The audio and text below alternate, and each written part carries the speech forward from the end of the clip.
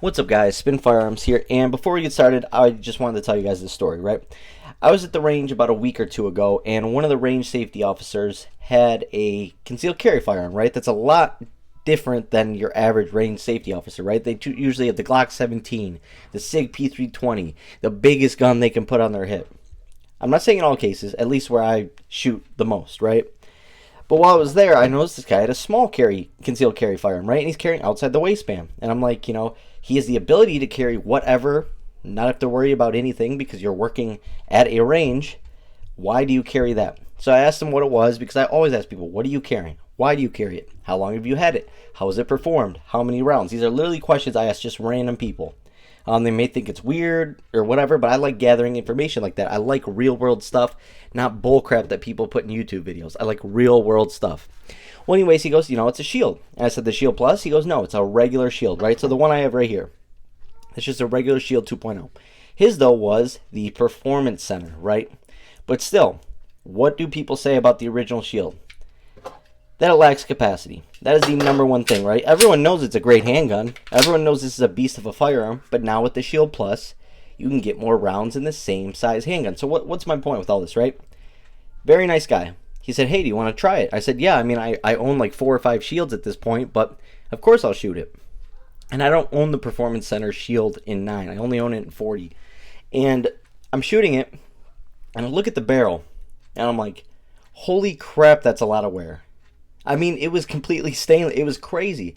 And so we were talking a little bit more, and, I was asking him how's the performance at thousands and thousands of rounds, no issues, blah, blah, blah. But I'm like, in my head, this makes complete sense. Now hear me out. To most people, they're going to say this is dumb. 7+1, 8+1 with the larger mag, whatever. Mag guts, you can get 9+1 with the extended mag. Most people are going to say that's dumb, just buy the Shield Plus. What?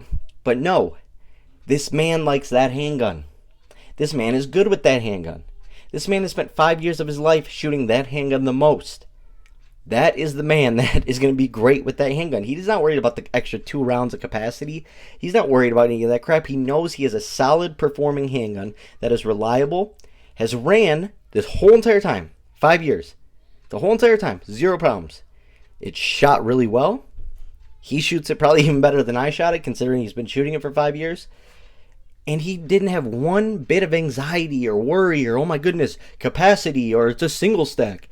And I know a lot of people comment on my videos and they're like, oh, here in the hood, everyone's got 30 round mags and drum mags. And I just want to say, we're all come from certain places, right? I get that 100%. But you can move from these places. You don't have to live in an area like that. You don't have to live a life like that. There is more than some of these neighborhoods that aren't safe and aren't good for you. If you are worried, if you have to carry 20+1, 30+1, you should probably move.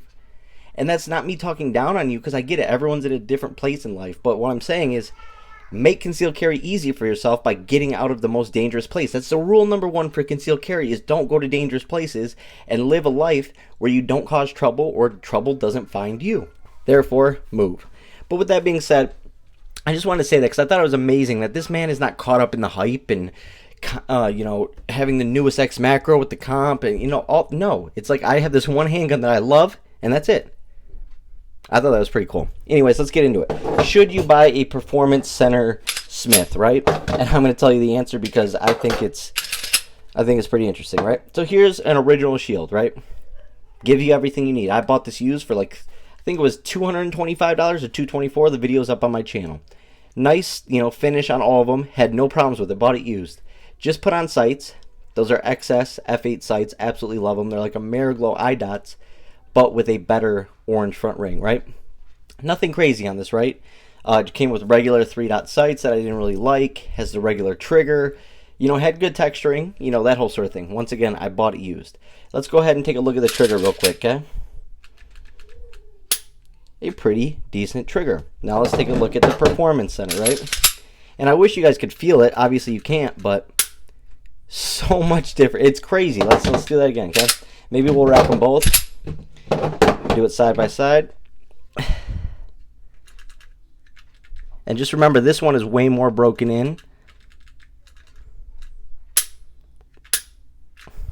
Unbelievable. And reset. I mean, it's not like a super light trigger, but it's definitely lighter than you would think would be, and it's definitely... Sorry, I guess my daughter decided to yell. A little bit more of a reset on this, right? On top of that, you get fiber optic sights, and these are honestly my favorite sight picture out of any handgun. The ones that come on the Performance Center from Smith & Wesson are the best. They have the best little margins in between these posts. They have the best brightness and the best protection. Like your fiber optics, nothing goes wrong with these. They're really well protected by all that metal coating, right? Finish is normal. It's about the same. I think this has a little bit shinier coating, whereas this is a 1.0 or the original, so it's not as nice. So you have the trigger, right? Texturing is actually better on the 2.0, but that's because this is the 1.0. But the biggest thing for me are those ports. This 40 Performance Center shoots like a 9. And I get you're going to say the capacity, but my whole point is the Shield Plus exists in a Performance Center version, right? I looked this up the other day on Smith & Wesson's website. They said $675. I got this used for $300. Literally, it was like it was brand new. I got it used for $300, right?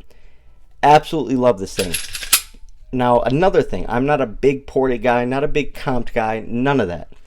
But if you look, this is the way you should do it.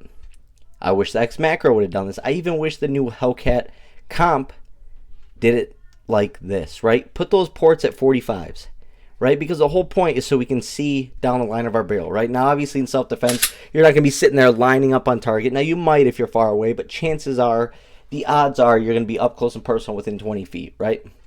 So you're just going to be point shooting. But if you did have to aim, and you have, like on the X Macro, all your smoke, all your residue, everything comes up top and can blind you. I don't really think that's the biggest deal, but I just do prefer these because when you shoot at the range, yes, you do get a little smoke and stuff, but all your flame, all your smoke goes this way, and it leaves that nice 90-degree field of view, if you see that, right? And on top of that, you have those beautiful sights to absolutely pull that off. Now, if I had the choice between a Performance Center and not Performance Center, I would spend the extra money. I would save up the extra money, you know, as long as you have a firearm for the time being. But they are 100% better. And I think the Smith & Wesson Shield Plus for Performance Center is the best concealed carry oriented handgun in the world. Now, obviously, I think the Glock 26 is better, but it is the best overall handgun right out of the box.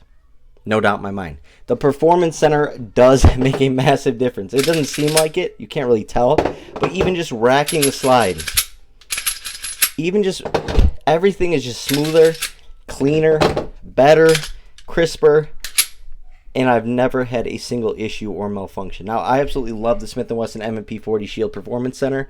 I get a lot of crap for it because it's a single stack, but 6+1 with a flush mag. I put this base plate on. Or if you use mag guts in this, that's 7+1 with this base plate. So it's 8 rounds of 40 in a setup this big. You can take it with you everywhere. Very minimal recoil. A bigger round. A little bit more foot-pound energy. There's a lot it has going for it, even though it does lack capacity. Now, actually, I do have an 8-round mag for it that I made with a base plate and another mag. I won't carry it, but I will carry it as a backup. This is just fine for me. 8 rounds of 40 out of a handgun with this nice of a trigger. Even though it's not the flat trigger, it's a beast of a trigger, even though it is the hinge. It's just the perfect handgun. And buying something like this used for $300 is ridiculous because you can beat the crap out of this and not even feel the slightest bit bad about it, right? Whereas you just bought a new $800 handgun, that first scratch is going to hurt, right? I love handguns like this. They're very useful, and this is still in my carry rotation. It isn't going anywhere. Hope you guys enjoyed the video. So yes, the Performance Center is better, and it's even better when you find them used. Thanks for watching, guys.